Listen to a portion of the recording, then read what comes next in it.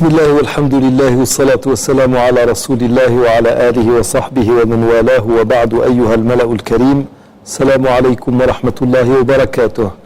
Nous sommes encore une fois avec nos amis de l'École nationale supérieure des travaux publics, mais avec un autre sujet et un autre intervenant. Nous allons parler aujourd'hui de ce qui a pu être fait par bon nombre de savants ou d'illustres algériens dans le domaine de l'astronomie, mais anciennement, essentiellement pendant la période coloniale. Du moins, c'est une période qui me tient à cœur. Et c'est pour ça que nous avons avec nous aujourd'hui Dr Yassine Grig Hassan, Ahmed Grig Hassan. Je ne sais pas pourquoi j'ai dit Yassine alors que tout le monde vous appelle Khouya Ahmed. Khouya Ahmed. Alors, merci de nous avoir honoré d'avoir accepté notre invitation. Et vous êtes donc du CRAG. Exactement. Vous êtes astronome. Oui, astrophysicien. Astrophysicien. Et bon, vous avez fait une partie de vos études à l'étranger. Exactement. Notamment en Espagne. Très très bien. D'où cet intérêt pour la civilisation, on va dire musulmane. J'aime pas le arabo-musulmane. Islamique, parce qu'il y a des chrétiens qui ont participé. Oui. Donc la culture est islamique, elle n'est pas musulmane. C'est encore plus approprié, oui, puisqu'il y a. Oui, mais bon, des chrétiens. Est-ce qu'ils sont vraiment, d'un nombre qui vaille que l'on change, que l'on aille de musulmane à islamique? Honnêtement, partant d'une religion qui n'est pas exclusionniste, je dirais oui, il n'y a aucun problème. Et on dit islamique pour ne pas exclure non plus les gens qui ont utilisé d'autres langues. Donc les personnes, les Turcs, nos ancêtres, les Berbères, ils ont utilisé leur propre langue. Donc utiliser le mot arabe est un peu réducteur. Et on les exclut. Donc en disant musulman, on va exclure une partie qui était chrétien, qui ont contribué, surtout au début. Donc il ne faut pas les exclure non plus. Il y a aussi des juifs en Andalousie qui ont joué un très grand rôle, peut-être pas dans la production, mais dans la transmission par la suite. Donc on ne les exclut pas non plus. Donc on dit, on est tout le monde. Oui, d'accord. Donc civilisation islamique. Exactement. Alors nous allons parler aujourd'hui des contributions de certains astronomes algériens ou bien de l'intérêt que portaient certains de nos savants, tels que le Medjaoui, le Kamal, etc., à l'astronomie, mais en vue d'apporter un plus à la société.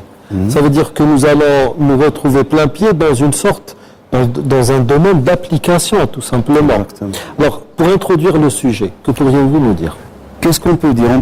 Au début, on doit faire une petite introduction sur l'astronomie dans la civilisation musulmane. Quand est-ce qu'elle a commencé? Pourquoi elle a commencé? Quels sont les besoins? Quels sont les intérêts? Donc au début, on sait très bien, ça a commencé au 9e siècle avec, pas avec les Abbasides, mais plutôt avec les Omeyyades. Donc déjà au début, le prince Khalid al-Amawi a contribué à la traduction de certains livres.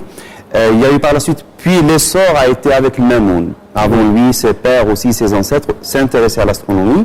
Le premier vestige qui existe, c'est Qasr Umayr en Jordanie, où on trouve des bains, donc c'est un hammam, où pour le prince qui a commandé la construction du bâtiment, on lui a fait un dessin, on lui a fait c'est une peinture de la voûte céleste. Donc ça, c'est le premier vestige. Une sorte de zidj. Non, c'est pas un zidj, c'est la représentation, c'est une carte du ciel avec toutes les constellations.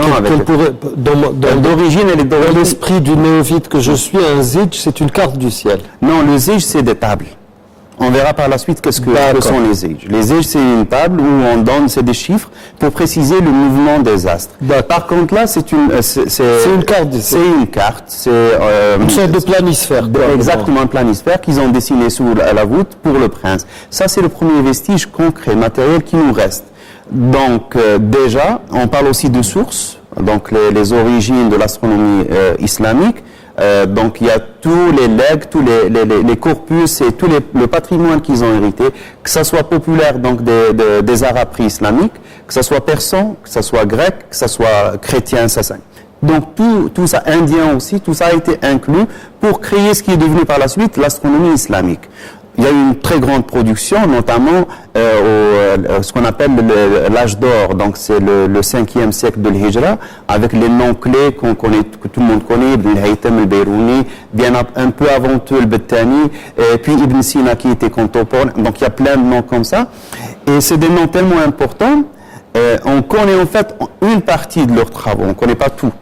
Dans le corpus scientifique musulman, islamique, comme on l'a appelé, on ne connaît que 10%, 20% à tout casser de ce corpus. Donc il y a beaucoup de travail qui reste à faire.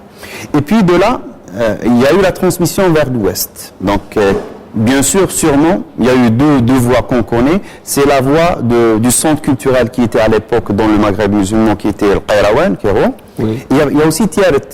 Tiaret, c'est très algérien, c'est nos ancêtres qui ont adopté l'islam, qui avaient leur vision de l'islam, mais aussi, ils étaient tellement intéressés qu'ils ont commandé des livres, ils ont envoyé de l'argent. On raconte, il y a une anecdote qui dit que le roi de Tiaret a envoyé, je ne sais combien, 1000 dinars ou 1000 dinars, c'est 1000. Il a envoyé de l'argent à Bagdad pour qu'on lui envoie des livres intéressants. Les gens qui étaient en relation avec lui, ils ont dit, OK, si on leur achète les livres, ça va réduire le nombre. Donc, qu'est-ce qu'on va faire? On va acheter de l'encre, on va acheter du papier, on va copier les livres pour eux. De la création de la première bibliothèque en terre algérienne musulmane, qui était Massouma à Tiaret, qui a été détruite par la suite. Donc, il y a tout ça. Et puis, il y a l'autre question, pourquoi, c'est quoi en fait, c'est quoi l'intérêt de l'astronomie chez les musulmans? Pourquoi? On essaie de réduire tout ça, oui, parce que, oui, awqat salat, c'est important, déterminer les heures de prière. On dit que, bien sûr, le calendrier, le problème du calendrier, le hilal et tout ça. Mais il n'y a pas que ça. Parce que si avec ça, on n'aurait eu que al-miqat, on n'aurait jamais eu l'intérêt qu'ont eu les musulmans pour la géométrie, on n'aurait jamais eu l'intérêt qu'ont les musulmans pour les observations des planètes, qui n'ont rien à voir. Même pour la géographie. Exactement. Il y a aussi la direction sacrée, qui est le Qibla. Donc on peut réduire, donc on choisit les 3 ou 4 axes, et on va dire que c'est ça. Non, c'est pas ça. Il y a plein de choses, et à chaque fois on est surpris. Par exemple, Ibn al-Haytham, dans l'une de ses productions, un petit ouvrage, il se pose la question, d'où viendrait la lumière des étoiles? Est-ce que c'est une lumière produite, donc c'est une lumière intrinsèque, ou c'est une lumière qui est réfléchie comme le cas de la Lune?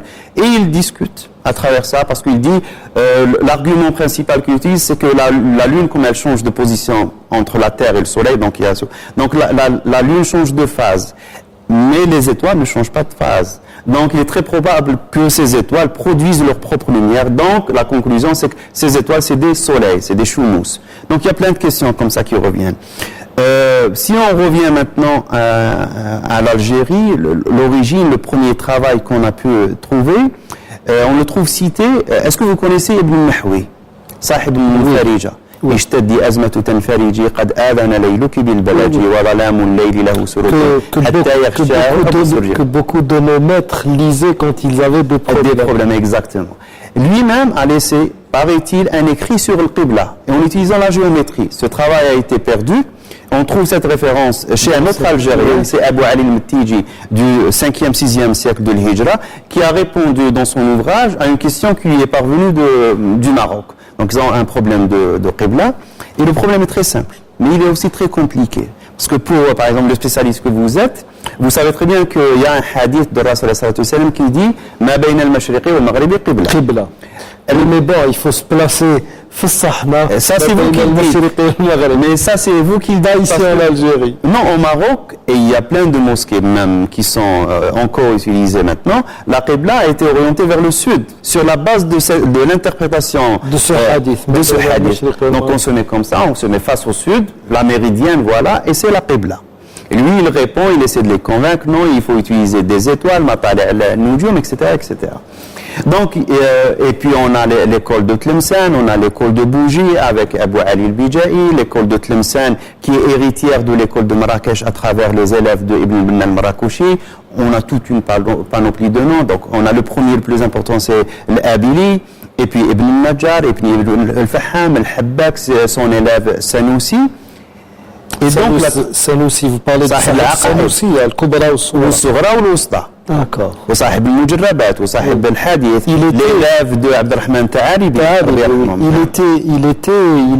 Il a un commentaire sur l'astrolabe. L'astrolabe, c'est un poème, il y a un poème écrit par son maître al-Habbak, et puis Saloussi l'a interprété. Et il dit très bien dans son introduction qu'il a été élève de al-Habbak et qu'il a étudié chez lui l'astrolabe. Donc il y a tout ce foisonnement et tout cet héritage qui existe, qui est là. Arrive bien sûr l'occupation française. Les Algériens, on se dit, ok, très bien, on doit sauver les meubles, on doit sauver le plus important. Donc il faut en premier instaurer une sorte d'échelle d'échelle de priorité. La priorité, c'est de sauver la vie des gens, puis leur religion, puis leur langue, ainsi de suite. Oui. Automatiquement, dans nos têtes, conclusion, donc les Algériens ne sont pas intéressés aux autres sciences, mis à part la langue, mis à part le Coran, le fiqh, etc., etc. Mais il se trouve que la petite recherche que j'ai faite sur le sujet, on trouve plein de noms qui ont travaillé sur le thème. Entre autres, l'Amir Abdelkader, qui sûrement dans son cursus a appris ça, parce qu'à la fin de son autobiographie, il consacre un chapitre qu'il appelle Khatima fil Nujum. Et là, il donne les noms des mois, il parle un peu des étoiles, il parle un peu. Et pour nous, c'est des indices que cette tradition scientifique est restée, elle a été conservée. Elle a aussi été conservée dans certains points. Parce que vous savez, l'une des conséquences de l'occupation française a été le déplacement des centres culturels des grandes villes vers le Bawadi, vers la périphérie. Les gens s'enfuient parce qu'ils devaient vers le s'enfuir, désert, vers les montagnes. Et là ont été créés plein de zawiyas. Entre autres, il y a Cheikh Ben Abi Daoud, Saïd Ben Abi Daoud, qui relance la zawiya de ses ancêtres dans la région de Aqbou, Taslent. Cheikh Saïd Ben Abi Daoud, qu'est-ce qu'il fait? Il écrit un poème où il fait, qu'il appelle le complément du poème de Soussi. Soussi, c'est un Marocain du Xe siècle de l'Hijra. Il a écrit un poème qui est devenu, comme Ibn Ashir pour le fiqh. Une référence. Dans Fil Mawaqit, il est devenu incontournable. Tous ceux qui voulaient apprendre le miqat, donc devaient apprendre le Soussi, l'étudier et l'apprendre par cœur. Il y a Cheikh Ben Abi Daoud de Taslent, de la région d'Arbou. Il écrit un complément en poésie. Il écrit un poème versifié, exactement. Il y a son petit-fils qui vient par la suite et qui fait un commentaire du poème. Sur le commentaire, oui. Et ce fils, Ahmed Ben Abi Daoud, c'est aussi le maître de Cheikh Mohamed Ben Abi al-Qasim, le fondateur de la Zawiya de l'Hamel. De Boussaada, qui est devenu maintenant une Zawiya, la plus grande des... Et vous voyez tout ça, donc c'est toute cette tradition. Tout ça a été fait par des Algériens. À des moments vraiment critiques de l'histoire de l'Algérie. Avant de poursuivre, je vous invite à méditer sur cette transition. Nous reviendrons tout de suite après. Que soit béni celui qui a placé au ciel des constellations et y a placé un luminaire, le soleil, et aussi une lune éclairante. Et c'est lui qui a assigné une alternance à la nuit et au jour pour quiconque veut y réfléchir ou montrer sa reconnaissance. Très bien. Alors déjà, pour commencer, je voudrais vous poser une question concernant justement ce type de verset qui, moi, le musulman lambda, m'appelle à la cogitation, à faire usage de ma raison. Tabarak alladhi ja'ala fi sama'i burujan. Est-ce que ça peut réellement amener un érudit à un état de crainte vis-à-vis de Dieu? Laissons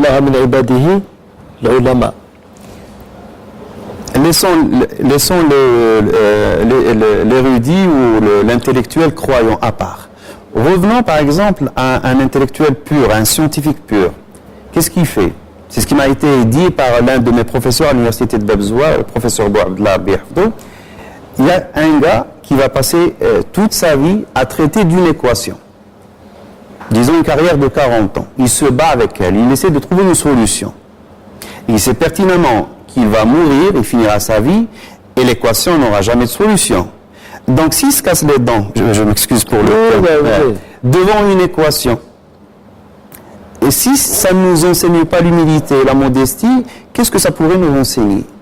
Déjà devant une équation. Maintenant, pour celui qui médite le ciel, pour celui qui médite l'univers, donc on se rend tout de suite qu'on est tout petit, qu'on est éphémère, parce que il y a deux aspects dans l'astronomie qu'il faut jamais perdre de vue. Il y a l'aspect, c'est ce qu'on appelle l'espace-temps. Donc il y a l'espace et le temps. On est ici, je vous vois, vous avez votre taille, vous êtes plus grand que moi, plus petit que moi, on est tous là, on est les uns et les autres. Et puis si on va un peu plus haut, on regarde, on devient nettement plus petit. Oui. Et si on va un peu plus haut, donc on sort de la Terre devient une planète respectable. Et puis plus loin, on sort du système solaire, c'est rien. Et puis on se rend tout de suite que, point de vue spatial, on n'est rien. Absolument.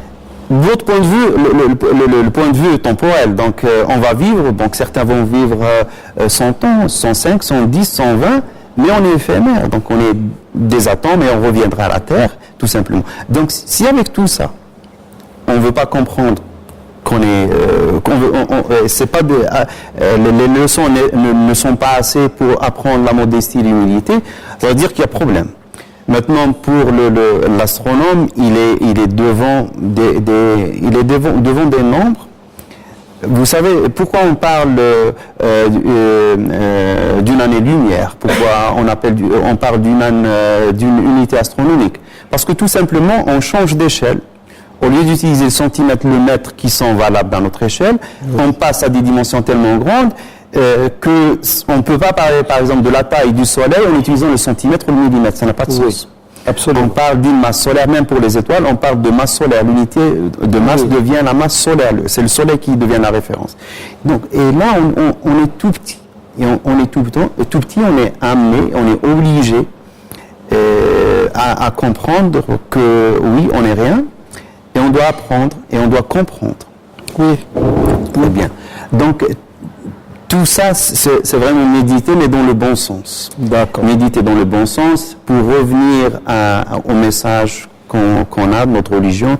C'est le message de la religion. On est éphémère, donc on doit bien faire, le mieux qu'on puisse. On est éphémère, donc on est obligé de faire le bien autour de soi pour que le lendemain, comme qala Rasulullah sallallahu alayhi wa sallam, khayrukum الحديث من مات وترك ولدا صالح يدعو له بالرحمة. لا يقطع عمل ابن آدم إلا من ثلاث. Parmi elles, علم صدقة جارية وعلم ينتفع به وابن صالح يدعو له. Un fils pieux qui prie pour les morts. Donc imaginez des gens, par exemple un écrivain, je donnerai un seul exemple, par exemple notre Cheikh Mohamed Saleh Siddiq qui a laissé Allah Ibarak, vous avez vu le nombre plus de 100 ouvrages, et donc tous ces ouvrages, chacun qui lira par la suite va dire La yarham al-Cheikh, donc c'est Waladoun Saleh, tout ça vont devenir ses enfants. Lui il en a deux, c'est Ilmun yuntafa'u bihi wa ibn Saleh wa sadaqatun jariya, parce que s'il fait c'est une sadaqa jariya. Il y a aussi, surtout si c'est mis dans la Bibliothèque nationale. Il y a aussi Cheikh Tahar qui est maintenant Cheikh al-Jama'a, donc il n'a pas que ses enfants. Voilà, exactement. Vous êtes son fils et vous êtes amené même maintenant pendant son vivant, on dit donc tout ça c'est ça le scientifique. Donc on a plein de voies que les autres n'ont pas peut-être. Et c'est ça l'importance de la science aussi. Très bien. Alors nous sommes arrivés tout à l'heure à la période coloniale. Vous avez dit quand les Français sont entrés. Ils sont entrés quand ils ont occupé, quand ils ont envahi. Oui, bon, vous savez, on n'a plus besoin de dire ça parce que c'est une catastrophe. J'aime pas. Alors quand ils sont venus ici, nous apporter la civilisation, certains, oui, elle est très belle la civilisation française. Il y en a même qui parlent de civilisation française, donc ça n'existe pas. C'est comme si moi je me mettais à parler de civilisation algérienne, ça ne peut pas exister. Alors, il y a des savants qui ont donc agi dans l'urgence. Il fallait agir selon une échelle de priorité qui était bien balisée, bien déterminée, mais il s'est trouvé parmi cette élite des Algériens, quand on sait que le simple fait d'acheter une lunette astronomique ou un petit télescope, c'était un exploit. Ça reviendrait à dire que quelqu'un en 2015, vivant à Alger, je ne sais pas moi, dépenser 1 million de dinars pour un livre ou pour préserver un manuscrit. Ça peut paraître carrément bizarre. Et vous avez déjà eu l'occasion à plus d'une reprise de parler de tous ces savants algériens qui ont fait quelque chose. Et le problème avec beaucoup de nos Algériens, c'est que la majorité n'écrivent pas. Les écrits sont très très rares. Ils ont passé leur temps à enseigner, à former. Mais comme le dit si bien le maître, نحن نؤلف الرجال في حين اشتغل إخواننا في المشرق بتأليف الكتب. Donc chacun produit quelque chose. Bon, il est bon de produire des hommes, mais il est tout aussi bon de laisser quelque chose pour les générations futures. Vous avez, je voudrais passer avec vous, avant de continuer le débat, surtout avec nos jeunes, vous avez derrière vous des photos. Est-ce que vous pourriez nous commenter ce panneau, s'il vous plaît? Donc vous avez la caméra là-bas, vous ne vous occupez que de la caméra qui va vous...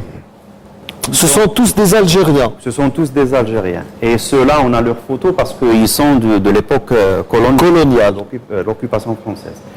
Je voudrais revenir aussi sur le fait que certains disent qu'ils n'ont pas produit. Tout ça, c'est on vous donne le micro baladeur. Où est-ce qu'il est? Oui, ça sera beaucoup mieux. Okay. Allez-y.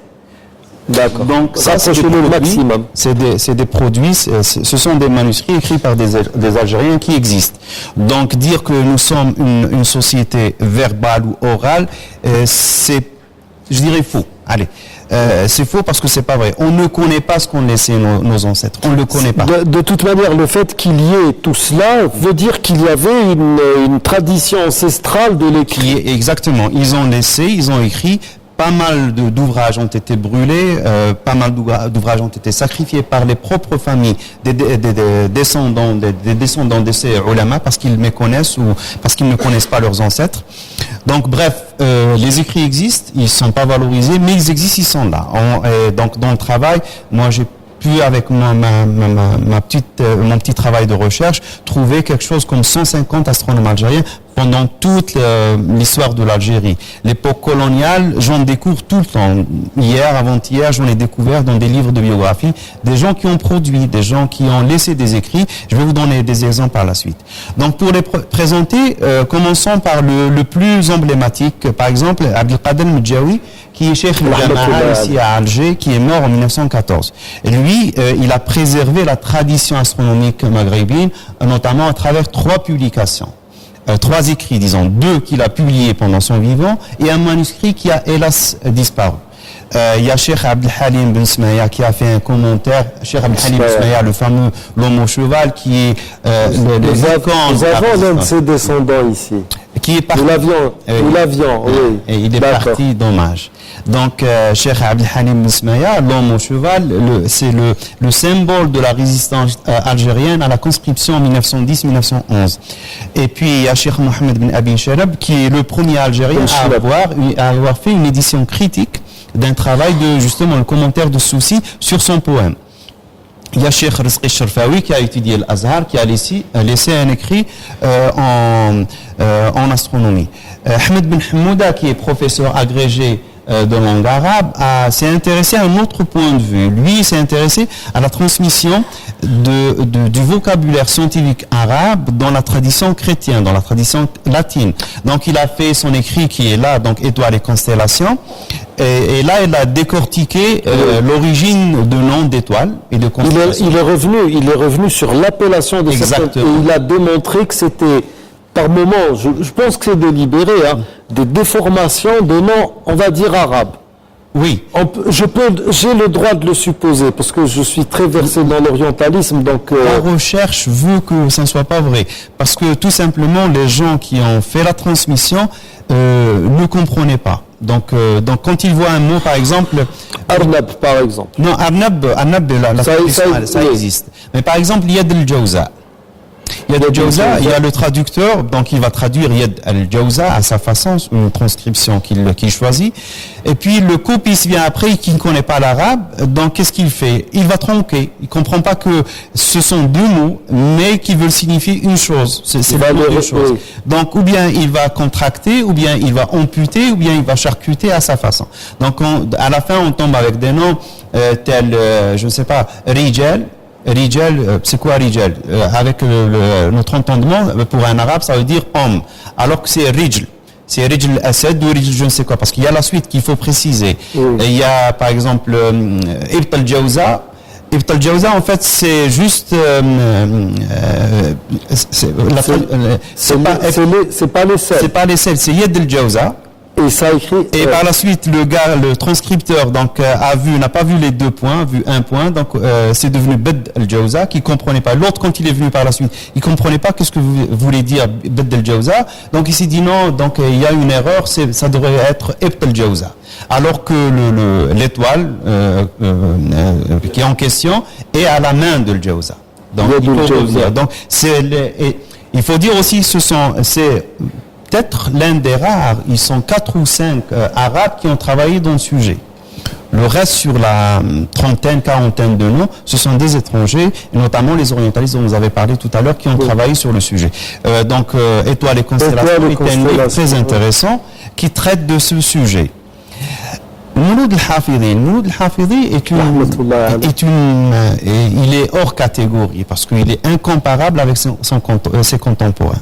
Pourquoi? Il y a un travail très intéressant de Cheikh Mouloud al-Hafidhi, c'était déjà un théologien. Attention. Bien sûr. Oui. Un homme de lettres, un théologien, un pédagogue, un professeur. Oui. Donc on peut le traiter. C'est un encyclopédiste à l'ancienne. Mais il s'est distingué par l'intérêt qu'il a accordé à l'astronomie. Déjà, on l'appelait Cheikh Mouloud al-Hafidhi al-Azhari al-Falaki. Parce qu'il était le super astronome de sa génération. Il a étudié l'Azhar, il a étudié au début comme étudiant libre à Zaytouna, puis il s'est déplacé à l'Azhar. Et là, il comprend. Et il fait la jonction entre l'astronomie traditionnelle, telle que les anciens la connaissaient, et puis il s'est intéressé à l'astronomie moderne, qui était inaccessible aux Algériens. Et lui, il fait la jonction, il utilise les tables logarithmiques, les tables de la langue dans ses calculs. Ce qui fait, ce travail n'a été fait que par des institutions dans le monde musulman. Ça a été fait notamment à Istanbul, ça a été fait par la génération ou l'école formée par le Hassan Awal au Maroc, et puis l'école polytechnique en Tunisie et en Égypte. Donc, tout ça, vous voyez, donc c'est des gens qui ont travaillé, qui ont laissé plein d'ouvrages, plein de travaux. Ces 2 dessins sont les Rob' al-Murqantar et Rob' al-Mujayib de Cheikh Mouloud al-Hafidhi, qu'il a dessiné lui-même, qu'il a imprimé, qu'il a donné à ses élèves, qu'il a distribué. Ça, c'est le cadran solaire dans la mosquée à Tlemcen, le Sidi el-Haloui à Tlemcen. Et puis ça, c'est des figures de quelques manuscrits. Donc, tout ça, c'est du travail, c'est passionnant. Voilà, si je vous le permets. C'est pour ça que là, je comprends encore mieux pourquoi on appelait le mu'addin bash mu'aqqat. Parce que c'était tout un art, toute une transmission, on apprenait, etc. Vous qui êtes dans le domaine, est-ce qu'actuellement, le même esprit prévaut toujours?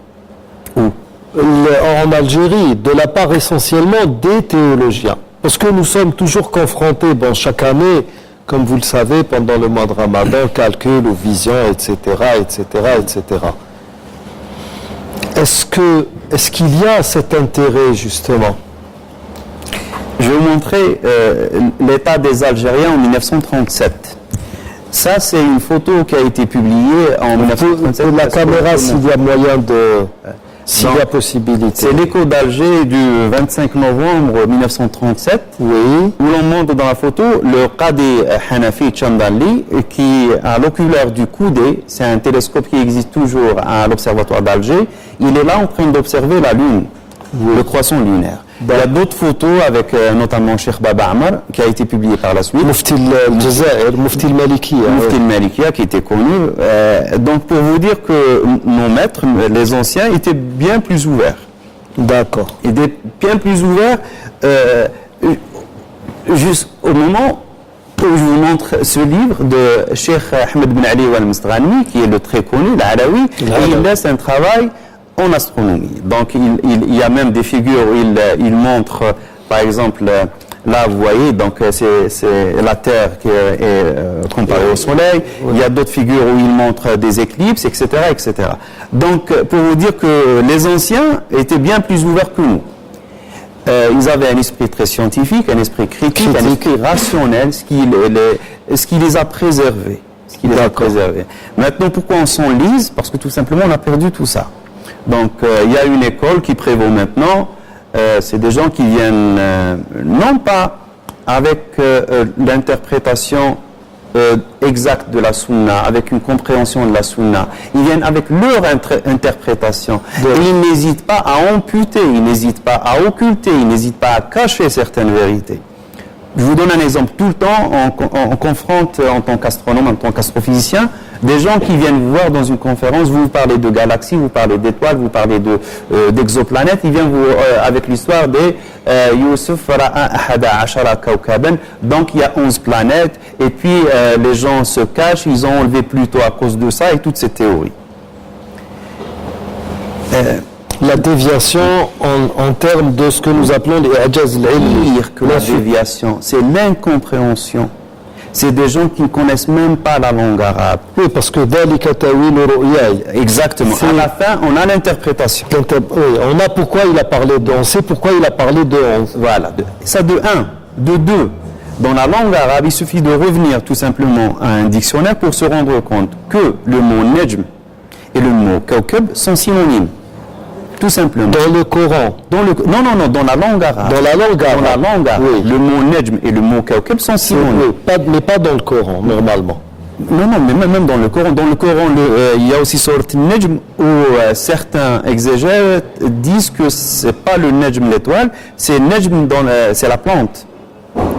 Il y a aussi quand vous avez une plante qui n'a pas de tronc, on appelle ça Najm. Ça veut dire qu'il vient de Tala, donc il vient de Najama Tala Bahara. Oui, Najama al-Qarnu. Oui, mais il vient de sortir, on voit le bout. Oui, mais quand il dit il parle de Hawa. Parce que les Arabes de l'époque s'orientaient en pleine nuit en se guidant grâce aux étoiles. Et quand la nuit était couverte, quand le temps était couvert et que l'on ne pouvait pas observer, il disait Saqat al-Najmu. Ça veut dire qu'on s'arrête ici ce soir pour ne pas s'égarer dans le désert en pleine nuit. Donc le Coran, c'est comme s'il leur disait, ou Dieu s'adresse à eux en leur disant, même si vous perdez le fil conducteur, vous perdez la direction, quand vous n'avez plus de repères dans le ciel, cet homme, en parlant de Mohammed, madalla sahibukum ma hawa. Attention. Mais parce que quand je lis aussi le passage oui, ça c'est possible. D'ailleurs, on a la Badiane, on l'appelle en langue arabe Nujm al-Layl. Exactement. Oui, mais كذلك نري إبراهيم ملكوت السماوات والأرض وليكون من الموقنين فلما جن عليه الليل رأى كوكبا. Et ce fameux kawkab, c'est une étoile pour tout le monde. C'est pas l'étoile du berger.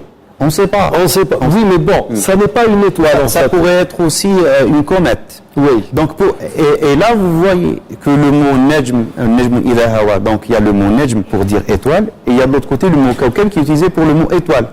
Maintenant, il y a des gens qui veulent il s'avère que c'est une planète, justement. Pourquoi il s'avère? On n'en sait rien. Si c'est une comète, vous savez que quand une comète apparaît, la comète de Halley par exemple, pendant quelques jours reste. Hein? Oui, pendant quelques jours uniquement. Mais là, nous parlons de quelque chose qui revient au quotidien. Mais bon, ça c'est un autre débat. Ce qui nous importe ici, c'est que nous avons des gens qui étaient des dépositaires d'une tradition purement religieuse, mais qui vont au-delà, qui vont faire de la recherche, et ça, c'est beaucoup plus pour apporter un bienfait à leur société. Et ça coûtait du temps, ça coûtait... Ben Hamouda, je crois qu'il fait partie de ceux qui s'étaient achetés un télescope. Il a acheté une lunette. Une lunette astronomique, ce qui devait coûter quand même assez cher. Ben Hamouda a commencé son aventure selon son neveu que j'ai vu, que j'ai travaillé avec lui, et je le remercie infiniment pour son amabilité, son accueil, son aide, pour rédiger la biographie du professeur Ben Hamouda. C'est lui qui m'a raconté tous ces détails. Il disait qu'au début, c'était quoi? Il a travaillé sur un terme en tant que traducteur, il a travaillé sur la géographie arabe, il a commencé à traduire un livre. Dans la géographie, le problème d'orientation que vous avez évoqué tout à l'heure, donc on revient à des noms d'étoiles. Et là, ils trouvent que dans les dictionnaires européens, ils disent qu'ils donnent des noms d'étoiles d'origine arabe et ils disent oui, c'est un nom d'origine portugaise, d'origine espagnole. Il était un peu choqué par ce fait et il a commencé à s'intéresser. Non seulement il a fait le travail linguistique, mais il s'est aussi attelé à vérifier ces étoiles. Il a observé toutes les étoiles, il a acheté la lunette, donc il a observé la Lune, il a observé les étoiles, il a pris des atlas, il a fait tout le travail. Donc c'est un travail complet. Quand il parle de quelque chose, une étoile, elle est dans telle et telle position par rapport à telle et telle constellation, c'est qu'il la vérifie de lui-même. Donc c'est un travail d'intellectuel pur, de chercheur pur, disons d'un non-être homme, tout simplement. Oui. Il a fait un travail excellent. Donc c'est ça le travail de Ibn Hamouda. Il a acheté, il n'y a pas que lui. Il n'y a pas que lui qui a acheté une lunette, qui s'est intéressé. Dans ma recherche, je suis tombé sur un nom, le nom apparemment d'un Algérien, qui s'appelle Djbali Bournan. Djbali c'est le nom et Bournan c'est le prénom. En 1925, il a eu son certif en astronomie à l'université d'Alger. À ma connaissance, c'est le seul et unique. Et jusqu'à présent, je cherche qui est ce bonhomme, qu'est-ce qu'il a fait par la suite, qu'est-ce qu'il est devenu. Parce qu'à l'époque, il était très rare que les Algériens accèdent à l'université, ça on le sait tous. Oui. Il était encore plus rare qu'ils fassent science. La majorité était en droit, dans les sciences humaines, pour servir, pour faire des choses, ou en médecine, parce que c'était quelque chose de prioritaire, c'était très important pour la société. Donc, mais il y a aussi des gens qui sont intéressés à ce genre de... Par contre, pour revenir par exemple à l'œuvre de l'occupant français, ils ont, vous savez, l'institution de l'université d'Alger, fin du 19e, de l'observatoire d'Alger qui a été construit en 1885, plus de 80 ans d'exercice, d'existence à l'observatoire d'Alger, on ne trouve aucun astronome algérien. D'accord. Peut-être qu'il y avait des techniciens, j'en suis pas sûr. Mais ce qui est sûr, c'est qu'on connaît les noms des jardiniers et des gardiens. Ça, c'est des arts. Du mot répertorié. On le sait très bien. Il y a donc toujours cette... je peux pas me défaire de cette... Enfin, c'est plus la théorie du complot, c'est le complot, tout simplement. C'est systématique, c'est le système. Donc c'était tellement naturel dans ce système, au point où vous avez un astronome français qui a observé les météorites, les petites planètes, et il a donné à ces petites planètes, sauf les deux premières météorites qui ont reçu les noms de l'Jazaïr et de Bouzarea en 1916, et c'est le centenaire. Donc par la suite, il y a eu 64 météorites qui ont été découverts à l'observatoire de Bouzarea. Le gars, surtout cet astronome en particulier, a donné plein de noms. De la nièce, du neveu, de la fille, du fils, de la femme, de l'ami, du voisin, de je ne sais quel coin en France. Mais aucune référence à un être humain algérien. Ça veut dire, et ça démontre toute la séparation qu'il y avait entre les deux, qu'on appelait les deux communautés. Donc la séparation qu'il y avait entre les Algériens qui étaient chez eux et les occupants qui sont venus occuper le terrain, tout simplement. Tout simplement. Là, je pense que on a fait le tour justement de ce sujet. Je vous invite à une autre transition pour passer à nos amis qui font partie du public. Nous revenons après cela.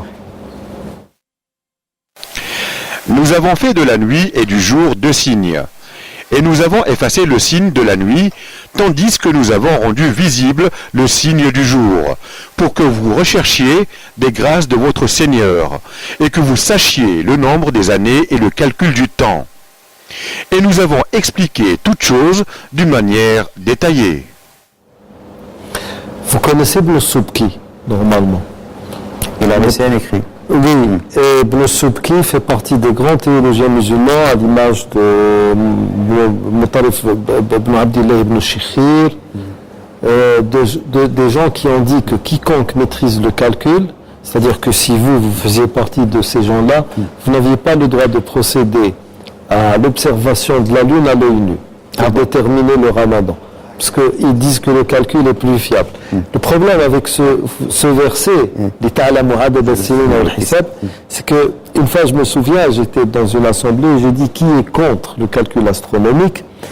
je ne suis pas tout à fait pour. C'est-à-dire que moi, je suis d'avis que des gens comme vous nous montrent quel est le meilleur poste d'observation dans le monde et que l'on dépêche une équipe qui va constater à l'œil nu, mais là aussi, on ne peut pas faire confiance à nos amis du Sahara. Ils ont pratiquement tous le trachome. Donc c'est pas possible. Et le problème, c'est normalement, on est censé, sur une période de 8 minutes, je pense, essayer de déterminer une lumière derrière la lumière. Ça veut dire qu'il faut avoir une acuité de contraste qui est terrible. C'est pour ça que quand certains disent « Famen shahida minkum ash-shahr », shahida non pas constater, mais être présent. D'où la question de certains théologiens, la vision dont il est question, ou bien est-ce une obligation religieuse ou est-ce tout simplement une exhortation, une indication, une orientation du prophète. Parce que lui-même a dit « Inna ummatun ummiyatun » nous sommes une nation illettrée, nous ne savons ni lire ni écrire. Nous allons revenir justement sur ce hadith. Et le problème, c'est que même ceux qui sont contre, ça va peut-être vous réjouir un peu, un de ces quatre, ceux qui sont contre la vision de la lune à l'œil nu, ils sont en train de se fier au calcul astronomique pour la prière. À quelle heure tu fais ta prière de Dahr aujourd'hui, à telle heure, l'Asr à telle heure, etc. Et ça passe, la pilule a été bel et bien avalée. Mais il y a mieux encore. Il y a ce fameux hadith يخرج فيكم المسيح الدجال فيمكث فيكم 40 ليلة و 40 يوما. Il a dit يوم كعام, un jour se fera l'équivalent d'une année, un jour l'équivalent d'un mois, un jour l'équivalent d'une semaine, وباقي أيامه كأيامكم. Et pour cette journée, cette première journée, qui connaîtra un cycle du soleil, une alternance de 24 heures, mais qui s'étalera, c'est-à-dire sur une année complète, 354 jours normalement. Ils lui ont dit, et comment devrions-nous faire cette prière? Donc on va faire 5 prières en une année. Il a dit, là, uqturuhu qadra. Ça veut dire que vous allez fonctionner avec des heures et des horloges, avec un cycle de 24 heures, mais vous allez vivre un cycle naturel qui a l'habitude de se faire en 24 heures, mais qui ne se fera que sur 354 jours. Ça veut dire que si on ne devait faire que 5 prières, entre la prière de l'aube et la prière de Dahr, il pourrait s'écouler quelques 5-6 mois. Donc vous imaginez, ce hadith, il exhorte justement au calcul. Maintenant, il reste à faire des interprétations, etc. Mais à méditer pour nos amis qui sont braqués dans une interprétation des textes qui est très très littéraliste.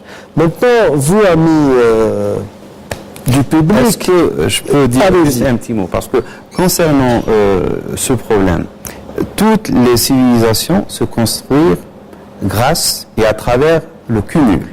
qu'on appelle le cumul civilisationnel. La détermination de la position du soleil par rapport à l'horizon pour l'heure des prières a été fait déjà au IIe siècle. Donc c'est le Bouzdiani qui a commencé le travail. Et puis on a un cumul de savoir, de connaissances qui s'est fait pendant 14 siècles. Qu'à chaque fois quelqu'un vienne pour effacer tout ce qui a été fait et dire ok, très bien, comme a dit un gars, entre tel et tel, il n'y a aucun alim, il n'y a rien, donc on efface tout et on recommence. Ça veut dire qu'on ne fera jamais de civilisation parce qu'il n'y a pas de cumul, tout simplement. Et ça, c'est archi faux. La civilisation se construit. Le Qasmtaini, ici chez nous, ça, c'est la maman d'un ami qui me l'a dit une fois, Madame Kibsisi Arbi Hafda. Elle disait, في Qasmtaini, on dit, il a khallali baba bgra, ana l'ouldin khalilu bgra ou maza. Il faut toujours essayer d'enrichir et de rajouter. Maintenant, qu'on vienne maintenant et qu'on nous dit oui voilà et c'est tel et tel qui a vu le Fajr et que c'est pas le Fajr Sadiq et c'est pas le... très bien, mais malheureusement moi j'ai assisté à des gens qui ont fait avec nous en congrégation la prière de Subh. Ça veut dire que d'entrée de jeu c'est bon, nous sommes en plein Ramadan, tu as fait ta prière du matin, il n'y a plus rien ensuite. Et après la prière, ils va boire au prétexte que le Fajr Sadiq n'a pas encore, ne s'est pas encore annoncé à l'horizon. À la limite, si tu es de cet avis, normalement tu n'aurais pas dû faire la prière, tout simplement. Mais quelle idée de faire sa prière et de boire après. Un ami a dit que, lui a dit, dans ce genre de discussion, il discute avec un gars, il lui dit, les horaires de prière telles qu'elles sont conçues, elles sont fausses. Il lui dit, qu'est-ce qu'il faut faire? Il dit, tu prends l'horaire qui est donné et tu rajoutes 20 minutes. Il dit, non, si la référence est fausse, il faut tout refaire. Oui. Donc, à vous de faire vos calendriers, faites vos horaires, calculez. Oui. Quand vous voulez dire que ce travail est faux et vous le prenez en tant que référence, il est faux, donc vous êtes capable de le corriger. Corrigez, faites vos propres calculs. Oui. Je ne viens pas rajouter 20 minutes ou retrancher un quart d'heure. Ça, c'est pas normal. Mais c'est ça le drame de ces gens, c'est qu'on ne comprend pas qu'est-ce qu'ils veulent. On sait très bien qu'est-ce qu'ils veulent, mais bon, c'est notre débat. Alors voilà, vous avez vu, mes amis, que des gens, des Algériens comme vous, qui étaient peut-être un peu plus âgés, mais bon, je suppose que quand Ben Hamouda a commencé, il avait l'âge de nos amis ici, ont contribué au bien-être de cette société dans des conditions hyper difficiles. C'était la colonisation française. Et croyez-moi, quand on étudie l'histoire des colonisations, la colonisation britannique, aussi subtile dans le mal qu'elle fut, était de loin beaucoup plus clémente, plus soft, parce que même les effets, on les voit un peu en Orient. Donc, ces gens-là ont pu contribuer à quelque chose. Savez-vous que vous-même êtes en mesure, par exemple, de contribuer, mais alors avec une rétribution inouïe dans votre domaine? Quelqu'un pourrait-il me donner un exemple? Quand on parle, par exemple, de Amal al-Bir, Amal al-Khayr, nous actuellement, quand on veut faire quelque chose, généralement même quand on appelle des gens pour essayer de contribuer, la majorité vous disent, on va se mettre de l'argent, on va bâtir une mosquée. On en a beaucoup des mosquées, et on peut les bâtir quand on le veut. Mais on n'a pas d'école, on n'a pas d'hôpitaux, par moment, on n'a même pas de moyens. Savez-vous que chaque tariq, le fait de tracer un chemin ou une servitude, vaut peut-être beaucoup mieux que d'aller faire le pèlerinage. Est-ce que cette idée, vous l'aviez avant de venir ici?